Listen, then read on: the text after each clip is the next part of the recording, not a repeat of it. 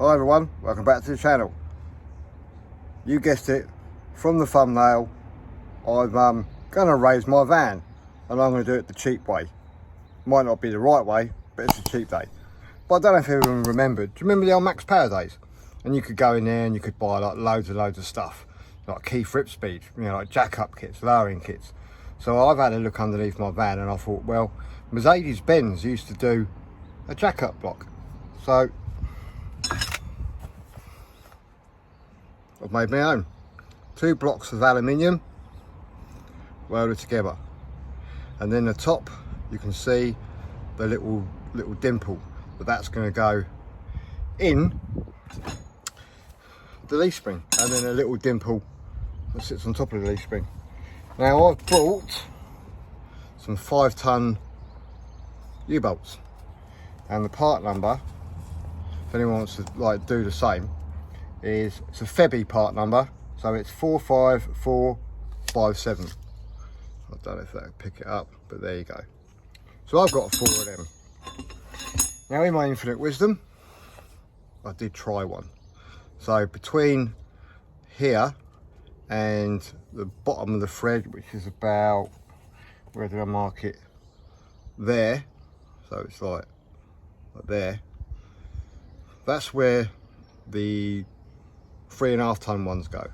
So the distance between there and here is 90 mil. So you can actually raise them 90 mil if you wanted to.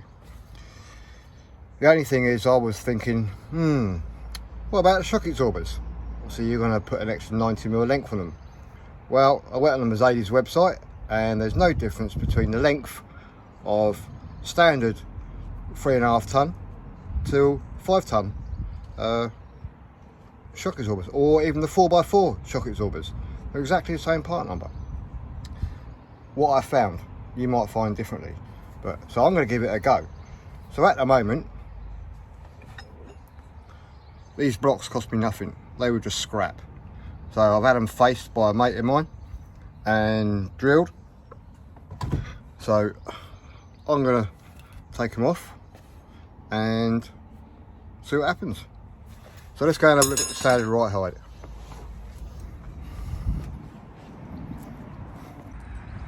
Right, so you can see the standard right heights there.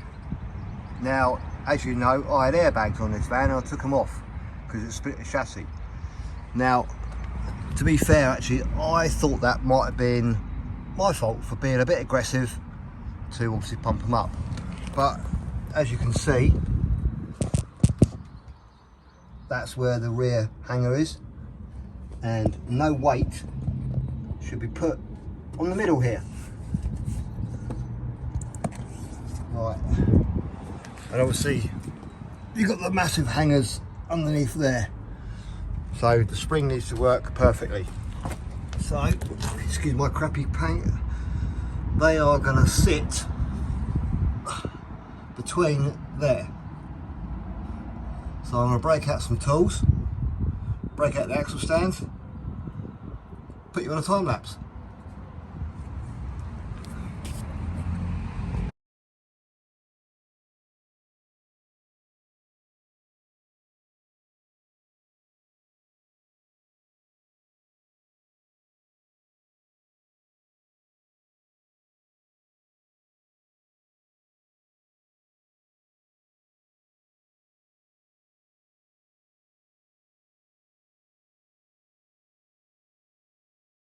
Right, you have to excuse the traffic in the background. Right, as you can see, there's a little dimple there, and underneath the spring is one there, so that locates into there. So at the moment, if we look here, I've got that there. And I don't think, yeah, so that gap's not good. So what I'm going to do is I'm going to grind off that so it's nice and oval or round, sorry, like, you know, like, so it basically fit in there, and then I'm going to lower it down, and hopefully that will mark the top, so then I can just drill out hole there. I think it's going to hit just slightly there. So I'm going to do that now.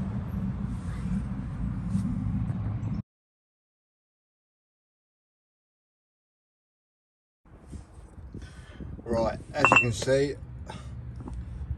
centered that up.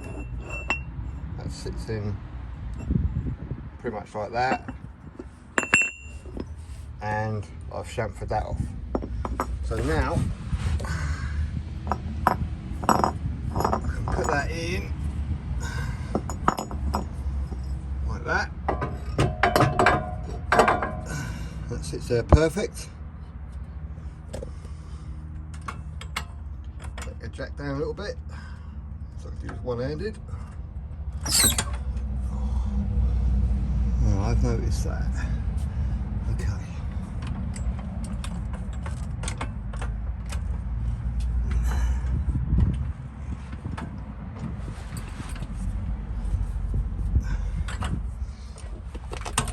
I might have to get longer.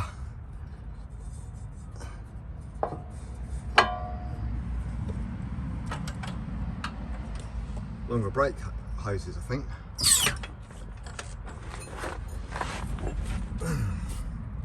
Right, let's put this down a second.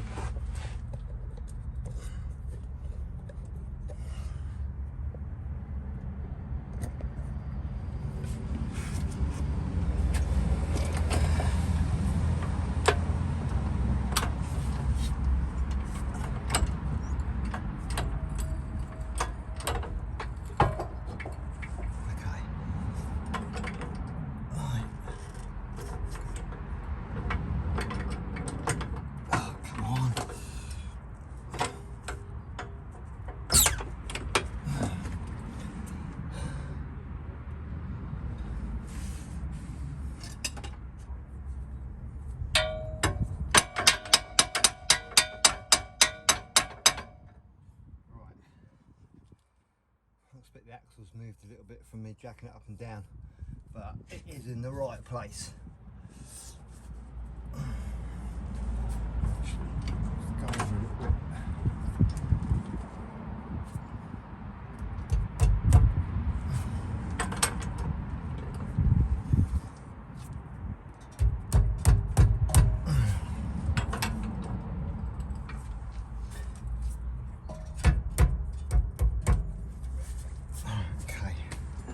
So in theory, that should sit in exactly the same place.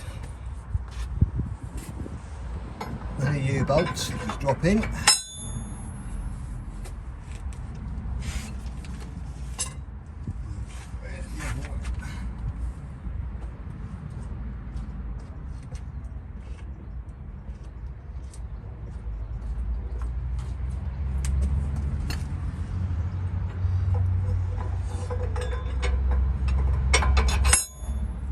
Okay, so that is lovely and square.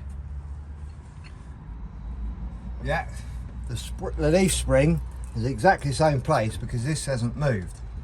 So all I've got to do now is bolt it down. So we've got quite a lot of thread there. So all I'm going to do is I'm going to take it back off, put a bit of grease, well, I'll put a bit of copper slip on that, and then wind it up.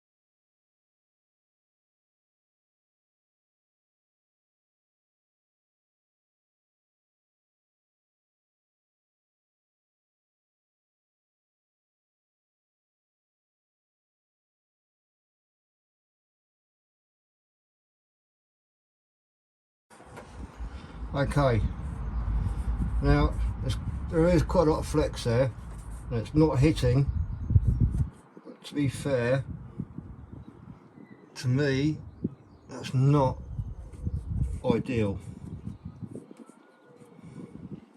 So I'm going to probably get some braided ones. Might be better if they actually went under, not sure. And there's quite a lot of room the other side, so I'm going to have a look at the Mercedes catalogue, see if they do longer ones or get braided ones, but because that's only going to go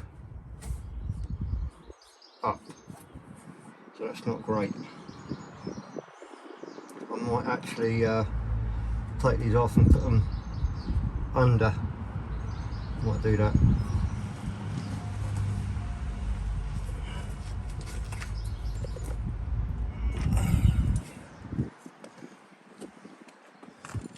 So there's the increased ride height compared to the other side.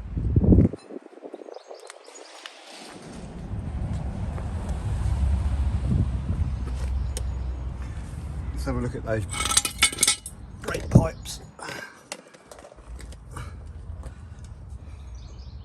Yeah. Well, it might be because it's only on one side at the moment.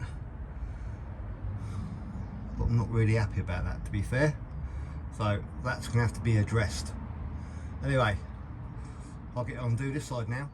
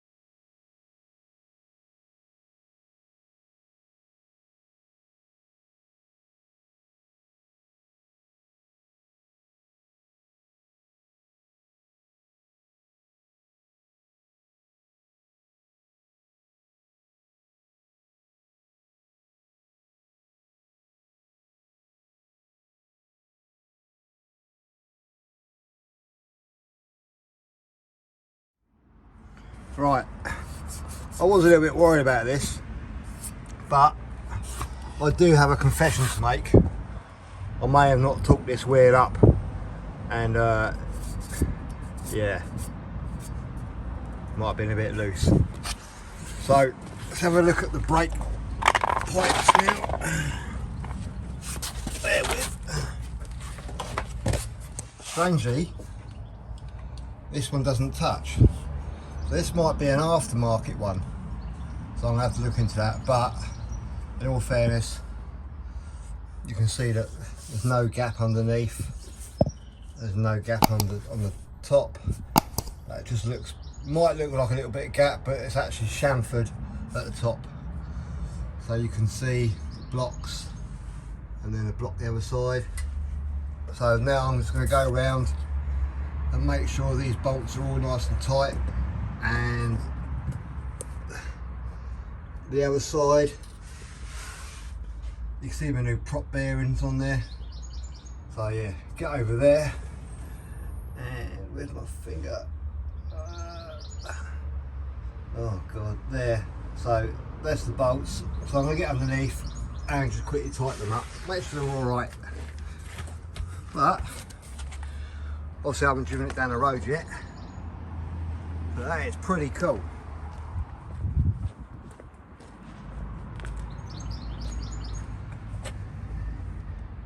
Yeah, just need some bigger tyres now.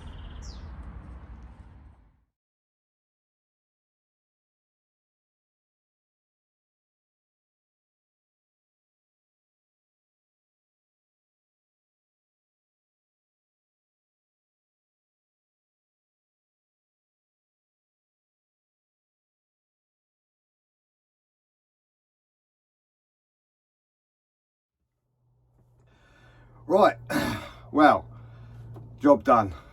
Some of you might be asking why I've done it. Now, when we went to Scotland, the Cairngorms, my mate Miles was behind me in his Sprinter. Miles is the administrator and owner of Van Life UK, so I'll put a link in the description, and I'll put a little card up there if you want to go and check it out. It's a fantastic Facebook page, and there's loads of information on there, so go and check him out and all the fantastic people on there. So yeah, Miles was following me, and when we were going, I call it the Skyfall Road. So when we were in Scotland, we went to the Isle of Skye, and we went around this, like, it just goes on forever and ever, and it's quite undulated, and there's loads of bumps and bangs, and my tow bar, which is quite long and quite low, just kept on hitting it. Now you might say, why don't I take the tow bar off? Well, I want the tow bar on the back because also it's got my motorbike carrier, so I wanted to keep it. So after looking on the interweb and looking at all these super expensive 5,000 American dollar agile off-road kits, I thought, you know what, Mercedes-Benz actually make, well, they used to, they're unavailable now, some blocks that go underneath. So I found a picture, and I tried to scale it. So with the U-bolts that I bought, which are 5-ton axle U-bolts, I worked out there's 90mm difference between a thread. So I went about 80mm because I wasn't sure about the shock absorbers, because obviously there's going to be longer travel. But after ringing up Mercedes and looking on the interweb, the 4x4 and the 3.5 and 3.8 and 4.5 ton, they're all the same. So there's no difference in the throw, or you know, the piston length. But as I said before, there does look like there quite possibly might be a difference in the flexi brake hoses. Now I've had a quick look and I've shown you, they seem okay, but because I want to make sure that seem okay is perfectly okay, I'm going to check out to see if there are some longer hoses, and if there isn't, I'm going to go to a hose quip place and I'm going to get them to make me up some longer flexi brake hoses out of braided hose. So hopefully that should be all right. Well, you might also be asking, why didn't I just go and buy 5-ton springs? Well, the reason why is I like the way my van handles, and if you haven't got a lot of weight in your van, then it's going to be very jumpy. So, excuse me a minute, I think I deserve this. So I didn't want to put 5-ton springs on there, all the big parabolic ones. And to be fair, they're fucking expensive, aren't they? So that's why I've done it. The U-bolts are made by Febi, and the part number is 45457, and all four cost 40 quid, so like a tenner each. And the block of aluminium I got given to by a mate called Tim, so I just cut it up, and I've got a mate of mine, Kelvin, and he zipped across, and then all I did is crossed with a fibre pen, marked the middle, drilled out the holes, and then tapped in a thread and put some bolts in, so they cannot go anywhere, and they are exactly the same place as the original ones.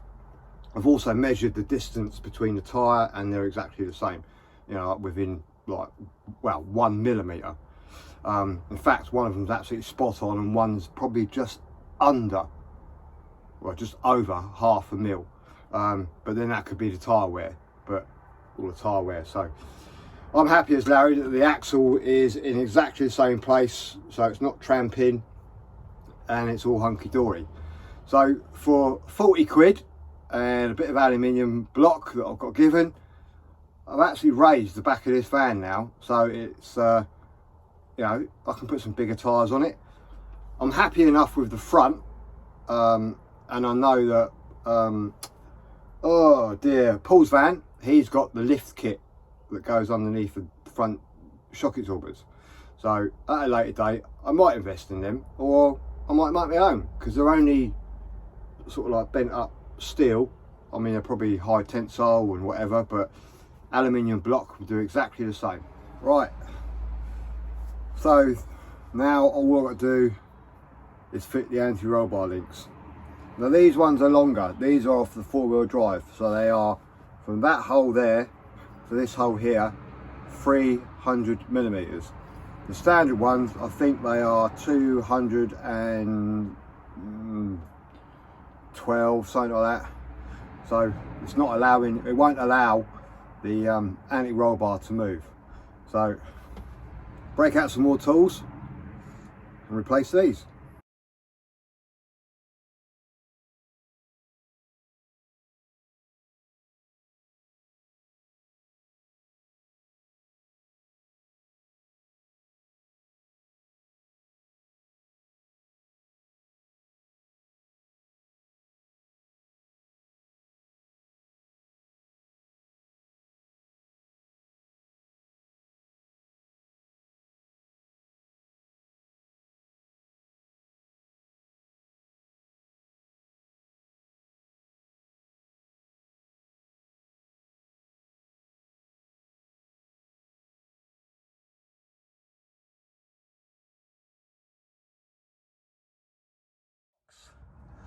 I've just replaced the anti-roll bar links with the 4x4 versions, so you can see like the length difference.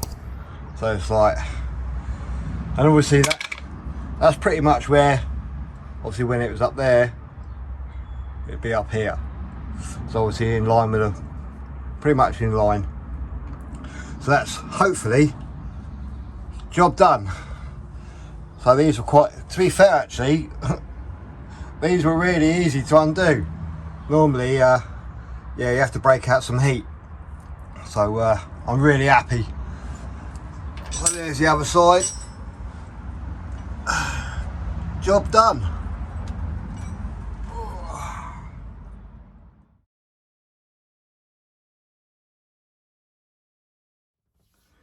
Right, well, I've just driven it down the road and perfect.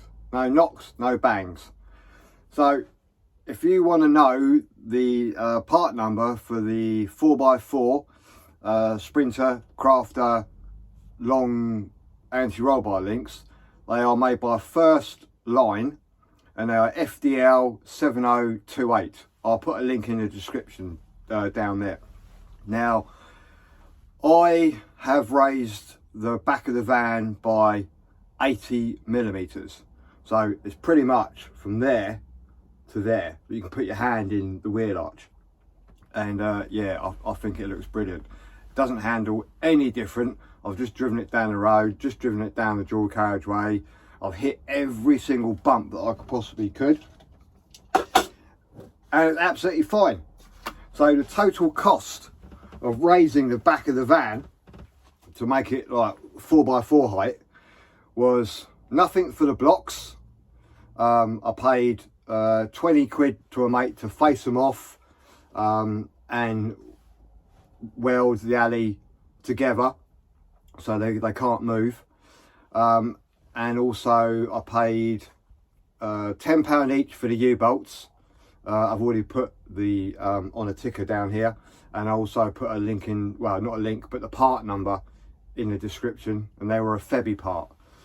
So the anti-roll bars I got off of eBay, and I had to buy 2 separate ones because they didn't have them in stock everywhere. The first one cost me 12 quid, and the other one actually cost me 8 quid because the box was a bit like naffed, but who cares? Chuck that straight in the dustbin.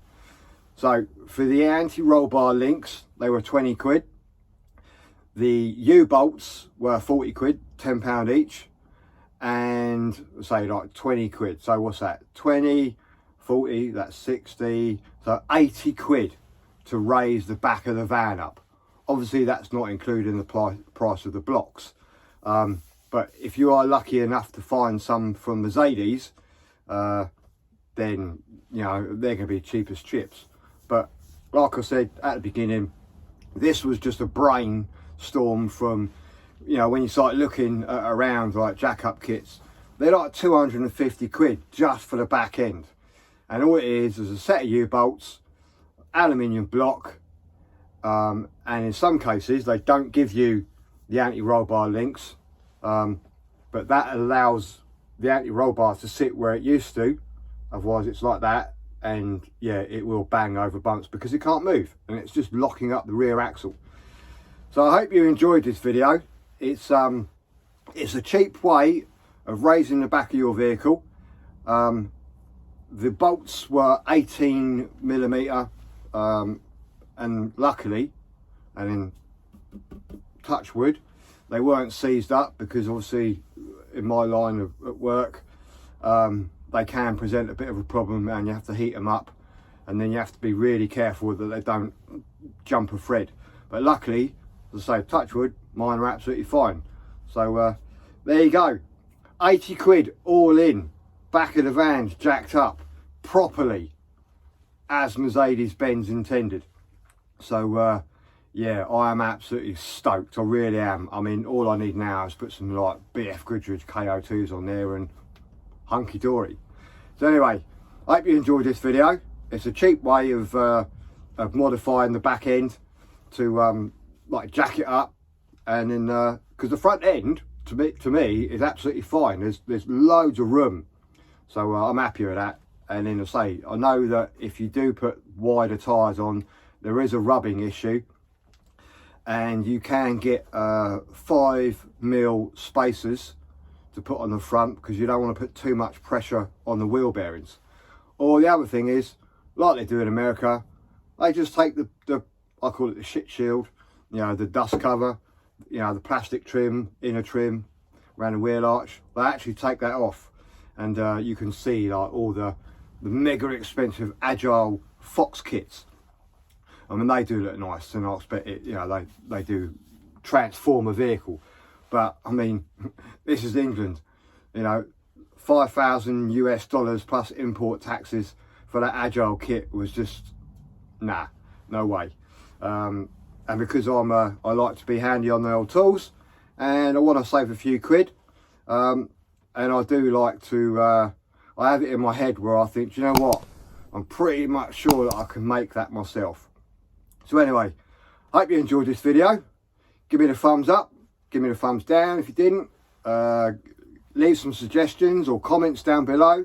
Any questions, you know, just type away and I'll see if I can help you. Anyway, job done. I'll see you in the next video. Cheers, bye.